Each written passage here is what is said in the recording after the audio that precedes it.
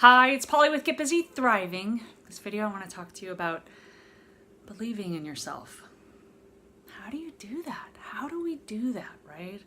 I find that in all the research that I do, there's lots of reasons why we lose belief in ourselves. We lose faith and trust in ourselves.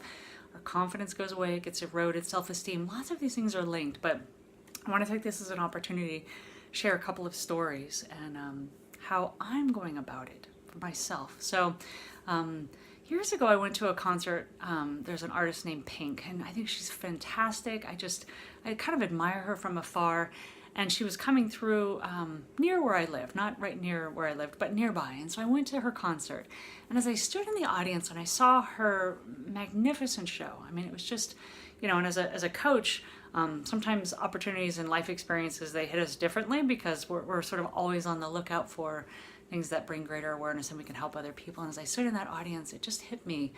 That girl never stopped believing in herself. And I'll never forget that day sitting in her audience and just watching her twirl around and sing from her heart. And I said, she just never stopped believing in herself, right? Because there's lots of talented people. Maybe people that are better looking, have better agents, have a better stage presence, have a better voice, what have you. But she believed enough in herself and what she was up to, like she never stopped pursuing that, right? And it could have turned out a lot of different ways, right? But that hit me, like if she didn't believe in herself, none of that would be possible. She wouldn't be there. So another story for you is a friend and a coaching client shared with me a wonderful story. It was a podcast actually that I listened to. Unexpectedly, here's another coaching opportunity. And it talked about the story of kind of the journey of some students, and I hope I get this story and I hope I do it justice, but it was people from some of the worst neighborhoods in New York, and I think it was the Bronx they talked about. And these students were given the opportunity to sort of do an exchange with, let's say, a pen pal or a student from a very affluent area of New York, right? So they would, at first, they started doing it as exchanging letters, right? So they would write letters to each other just to give each other a sense of their world. And then at one point, they took those students, I think it was after a few years of doing this or something, or they tried to go to the next level, and they actually took the students from the Bronx and they brought them to the school, the high school that the affluent kids were going to. I mean, the school was like, I think it cost like $45,000 a year. So it was very affluent, and the school was dramatically different. And they talked about what the school was like in the Bronx with a shared library and, lots of other things. Or I think did it have a library? Maybe it didn't even have a library. It just was what you might think of like the worst possible case because it was one of the poorest districts in New York City. And then they took them to one of the most affluent, and it was like 18 acres of grounds and, greenery, and they had their own, obviously a cafeteria and a library and swimming pools and things like that, right? So kind of the two ends of the spectrum, and they take those students and they put them in that opportunity to just experience it, kind of go to school and shadow a student from that school that they've been sharing pen pals with for a while. And what was interesting is not only are they doing it today, but they had been doing it. And this particular podcast was the reporter was interviewing and trying to hear the story of people that they had done this for years ago, right? So it's a today's story in modern day interviewing, but she wanted to talk to people because she had heard of a young girl's experience 10 years before. So she was in her late teens, and then catch up with her today when she was in her mid-20s. And she had a lot of trouble tracking this girl down because at the time, the girl had a lot of potential. Her teachers and her peers all said, oh, she's so smart. She's going to, go so far. She's going to get out of, the Bronx and get out of the hood and all this stuff. And then she had this eye-opening experience when they took her to this this private school, and it just kind of sent a shockwave to her. I think she wasn't prepared for it. They talked about her sobbing and breaking down and stuff like that, and then sort of like disappearing off the face of the earth. And she actually graduated school early and then didn't go on to college. And so this woman caught up with her, and she talked about how, from this girl's perspective, it was so shocking to her system. She had no reference. And actually she talked about in her mind as a young girl, when she pictured high school, what it was going to be like, she pictured it like the experience of the private school. And when she got to her own high school, what her actual high school experience was like, it was so different from what she had pictured it in her mind. And then when she went to a school, and actually there were schools like that, it just kind of sent her psyche into stress. And what I wanted to share with you is they interviewed a couple more students, some of the students that went from the Bronx to this private school. And what I got out of the 3 interviews, and maybe she shared more, but there were 3, and there was this one gal who I just shared about who had such a negative experience that it sent her backwards, right? So she's now working in a grocery store, and she didn't finish college, and she's kind of struggling her way through life. And the story she told herself about this was, gosh, how bad it really was in her own life, and how maybe she'd never have this, and it just seems so far from her reality. So the story she told herself set her backwards. Instead of calling her forward to excel and work harder and look, this is possible for you, her story she told herself, it defeated herself and her morale, and so she stopped believing in herself.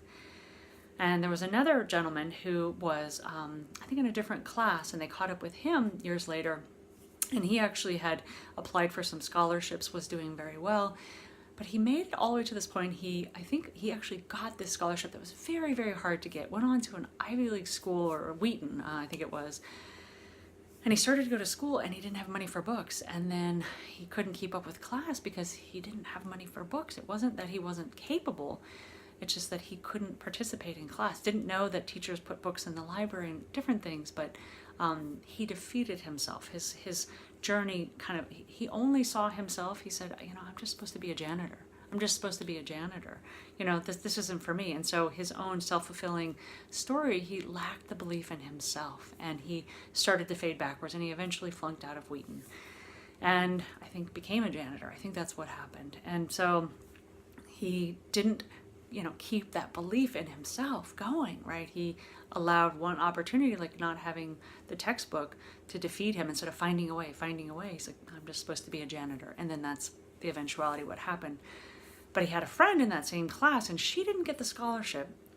So she didn't sort of have like a blank check to go to that school, but she was very smart, and they kept calling her in this story how driven she was. And I would say driven is in she knew who she was, she believed in herself, and she knew what was possible, and she believed in that possibility. And so what I'm trying to get across to you is, and so she went on to achieve things. She is now making more than her parents had made. She finished college, and as they talk to her, you can just hear in her language and in her story what she thinks is very different from the way that the one gal who got off the bus and started crying, and then she defeated herself, and then she didn't go to college, and then became working in a grocery store, and then the young man who went on to college and then kind of told himself he was only going to be a janitor, and they both kind of lived out that eventuality, what they believed.